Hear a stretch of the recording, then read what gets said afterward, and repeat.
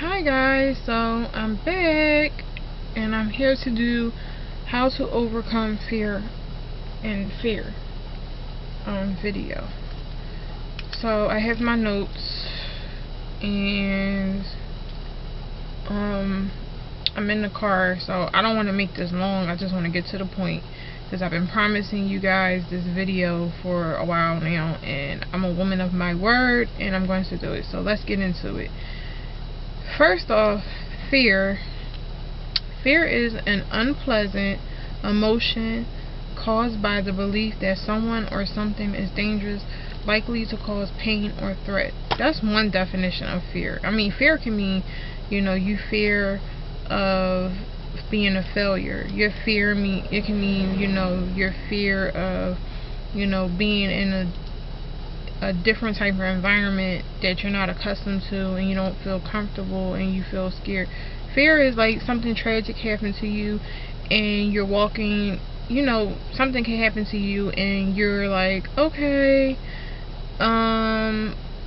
you don't want to do it, you don't want to put yourself in that same position again because you feared, because you were in your, fear at that time. So what I want to talk about is how I overcame fear, and some notes, and opinion. It's just my opinion. It's only my opinion. You don't have to agree, and you don't have to like what I say, but this is how I overcame my fear, and I want to talk to you what I feared. It was two particular things that I'm just going to talk about that I actually feared. I have a bad headache, and if I have my part in my sunglasses, I'm sorry. But the first thing was marriage. I feared marriage, and I feared marriage. They usually say, oh, it's the men. A lot of times it's men that they have fear and they don't want to get married and they don't want to be in a committed relationship, or whatever the case may be. But in my case, I feared marriage because I didn't come from a home with a husband and wife, mother and father. I have a mother and father.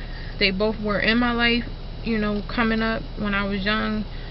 More so my mom. My dad was absent throughout my life through some parts, and I'll talk about that in another video. But I never experienced a home with, two nurturing parents, that showed me, showed me how to become a wife or a mother, etc. It was basically like me and my mom, and a lot of things that I learned from my mom growing up, because she was always there. She was my provider. She was there. She did whatever she could. She didn't know too much herself. She only knew what she felt was right. And at the time, my husband, when we broke up 1 year, and through that time we broke up, it was a time apart. He actually moved to Jacksonville and I stayed in Philadelphia. And when he came back, and when he came back, he was like, he didn't want to be in a relationship or nothing. And I was like, okay, well, I kind of was like in my place where I was like, okay, eventually I would want to get married and I would like to have more children, and etc, etc. And I was explaining that to him. We were sitting down talking, and he was honest with me. But in the real truth, he was still being immature and doing his thing. He just wasn't ready to commit at that time. So at that time, I was like, okay, well, I want to get married, even though I don't know what it's like to be married. I never experienced, a household of marriage, which I feel sometimes is important. It depends on the circumstances. But like I said, I explained to my mother, I would like to get married at some point in my life. But I was never like the girl like, oh my god, I want a wedding and all of that, etc. So at that time, I told my husband, I was like, look, if that's not what you want to do, I can't waste my time with you right now. I can't waste my time for you to try to figure out what you want to do. So he was like, fine. At that time, he was like telling me he didn't want to be with me, but then he was acting like he wanted to be with me. So he was kind of like, he was playing games. So in the mix, all his dirt came out. I was like, look, I ain't got time for this. You know, I don't have time for your foolery, etc., etc. Look, this is what I want. I want to get married. I want to have children. And if you're not ready for that, then, you know, don't mislead me and, you know, make me think that that's what you want. And don't hurt me. Because I was like, the best thing you could do is just let me go and go find somebody else to be with if that's what I want to do. Which I was. I was like, at that point, I was like, I want to date other people. And I did date other people. Not to say, like, you know, it went that far. It was just casual dating. So when he was like, you know, when he finally wanted to call himself coming clean, he said to me, like, oh yeah, this story is getting long, but to the point, you know, he's like, I want to get married, I like being married. Because mind you, backtrack, my husband was married before him and I got married. That's, you know, he had a previous marriage, so he knew the inner reaction of being married. And he also came from a household of marriage. Not to say it was good or bad, but he had a mother and father and they were married. So, you know, he was like, I want to get married. And I was just like, well, look, these are my concerns about getting married. I want to know what's right. If I get married, I'm not getting divorced. I mean, I am not getting divorced. I meant that. It's through thick and thin, through the ugly, the bad, the good, the worst, whatever. I was not getting, you know, divorced. But I was like, I do fear that because I have been an independent woman and I was doing a lot of things for myself at some point, you know, taking care of my daughter, and you know, I was in a previous relationship and I moved out, you know, my mom's house, and then I moved back. I had feared a lot of things. I had feared, number one, moving back in with a man. Number two, getting married, because I seen stories and I just didn't want to go, and I had family members that were going through divorces, and some were easy and some weren't, and I just didn't want to go through that, because it's like, you know, when you're two people and you're trying to go through, you're going through something, you know, it brings out the ugly in everyone. So I just was like, look, these are my concerns. You know, I'm really afraid. You know, I was actually like being vulnerable, expressing that to him. And you know, I was like, you know, this is some man shit that what a man would say. I was like, look, I don't want to get married until another 5 years. I don't even know how old I was when he proposed. Shoot, I was either 29. So he was like, yeah.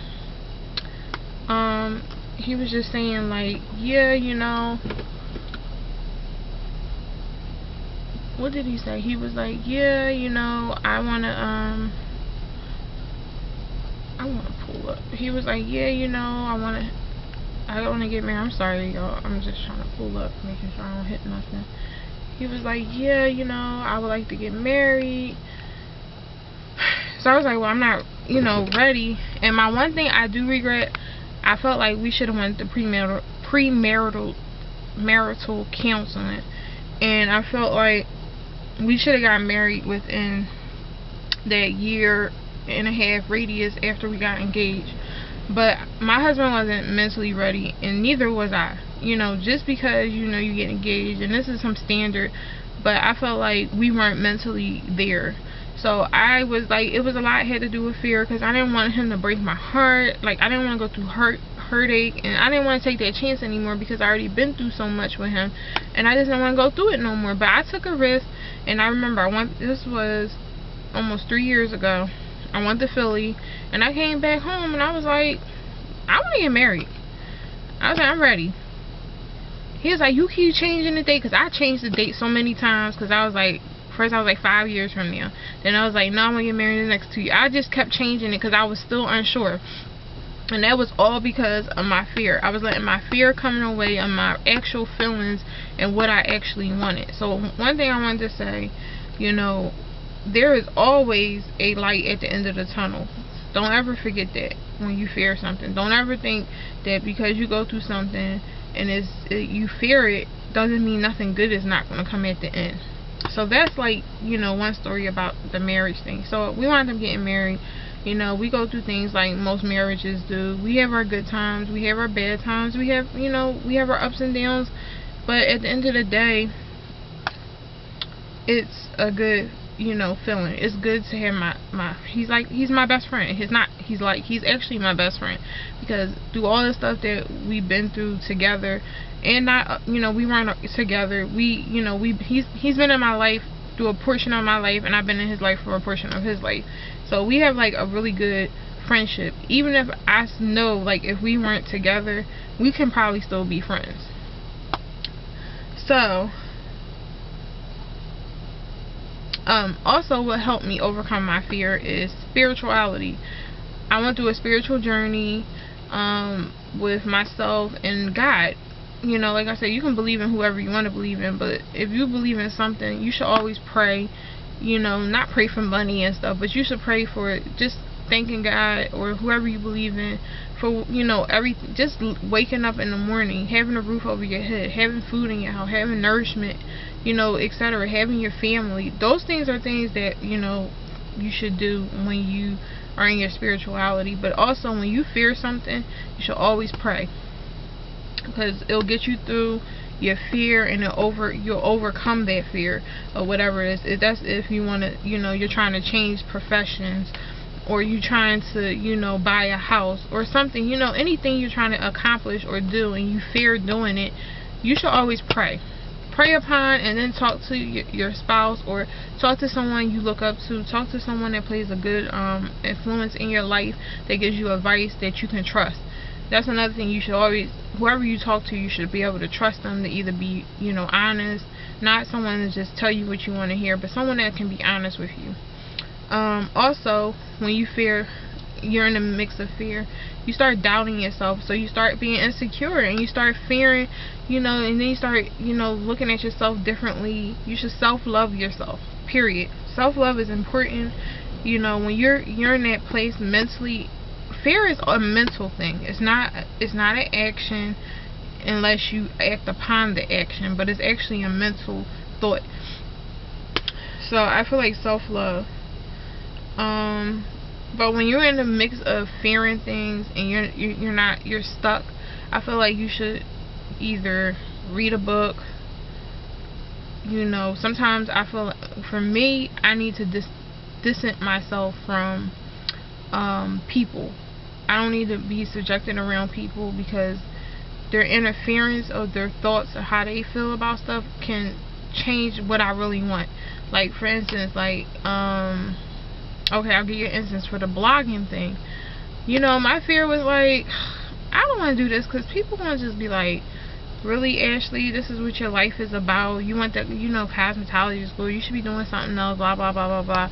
But I'm like, I feared what people thought of me. And I was like, you know what? I know what I'm capable of doing. And I know what I'm going to be good at. Because anything I do, I'm going to be good at. But it's just that I don't, you know, if I don't want to do it, I'm not going to do it. So, you know, I feel like you should distance yourself from people at times. And if you are the type of person you like to be around people to distract you from what you're trying to focus on, then that's, you know, up to you. Write down your thoughts. I'm a big believer in writing. I write down a lot of stuff. I got like a bunch of notebooks with different stuff I write, and it's probably like I got one book with my life in it, and then I got another book with, you know, writing is good. It's therapeutic, and also, like, don't be afraid if you are in that place in your life and you really are fearful and it's dangerous. Don't be afraid to go talk to a psychologist, therapist, whatever, somebody that can help, anybody that can help. You know, take walks, you know, play, if you know, go to the gym, sports, anything that keep you distracted to help you focus on overcoming that fear. Those are things that you should do. I feel like when you're in a fearful place, you should be in a peaceful setting and peaceful mind, because your mind is clear and you don't have all this commotion and distractions. You can just clearly think about how you're going to overcome it and listen to God. I believe you listen to God, because God gives you signs, and a lot of times we ignore them. So if you listen to God, you'll get that sign and it'll help you overcome it. So yeah, and that was, well, I wanted to talk about the marriage, but also when I moved from Philadelphia to Jacksonville, I was dead scared. Like, I didn't think about it until after I actually moved all my stuff down, and it actually came down, because we had our stuff shipped down here. and we flew down here. You know, me and the kids and my mom, we flew down here. But when I got down here, I was like, oh my god, it was like a shock, and I was like in denial. I didn't want to meet it, but I felt lonely. I was fearful because I didn't know what the heck my life was about. But that's what I said. When I got into that place, when I started shutting down, I started praying to God. I started opening my doors to the Lord. I started opening my doors, you know, to other things, and I shut all my friends out. It wasn't nothing to be like, oh, I don't want to be their friend or anything. It was just something I didn't want to bring what I was going through into their life, especially if they had something good going. I didn't want them to think like, oh, you know. So that was my fear moving down here. It was like a big milestone. I lived in Philadelphia all my life. Yeah, I lived there for 30 years of my life. Like, it was like crazy. Like, I was in there, like, it was just like, and to come down to Jacksonville, which was much slower. It was just it took me a year to adjust to living down here. But don't get me wrong, I love it here. I mean, it has some moments that you know, but I am a believer, you know. I do have to travel back to Philadelphia, not only just for my own personal sake, but my mom is there, my dad's there. You know, I need to see how they're doing, check on them, because you know, they're my parents, and at the end of the day, you know, I would never want them to feel like I don't want to be, you know, not disown them, but I don't want to be in their life. So yeah, I feared moving to Jacksonville, but I overcame it, and the prayer helped it. And you know, me starting to lose weight and walking and just focusing on stuff, and everything started to come together. And here I am at Jacksonville, living my life with my family. But if any of you guys ever had any problems or similar problems, or you fear anything, leave your comments down below, and I will definitely, you know, comment back. If you ever need someone to talk to, but let me just say this: if you feel like you're suicidal, I think you should go call somebody, like call special help, because I'm not that type of person. I can't deal with you know, I don't deal with that kind of stuff. Like, it's just too much. It's too much. But you know, if any of you got any comments, and you ever been through the same thing, or you experience, you know, fearful moments in your life, you know, leave your comments down below. And I want to thank you guys for watching, and thank you, and I hope you like, and I'll talk to you guys later.